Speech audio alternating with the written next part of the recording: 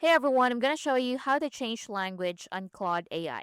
So to change the language in Claude AI, so open Claude on the web or desktop app. Now click your profile icon in the lower left corner. Then from here, go to language just below settings. So you'll see language in here. So click on that or just hover over to language. Then select your preferred language from the list. So currently, Claude supports several interface languages, including French, English, German, Hindi, Indonesian, Italian, Japanese, Korean, Portuguese, Spanish, etc. So select your language. For example, I'm going to choose Indonesia. Now, the interface will update automatically, no restart required.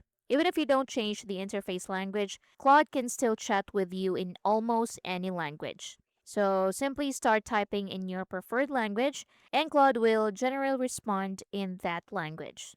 So as you can see here, the language has changed into Indonesian. So again, a quick recap, just click your profile at the bottom left corner, then go to language and choose your preferred language. So let's go back to English and wait for it. So as you can see, it has now changed into English. And you can now chat with Claude in your language. And that's basically it. So that's how you can change language on Claude AI. Thank you for watching.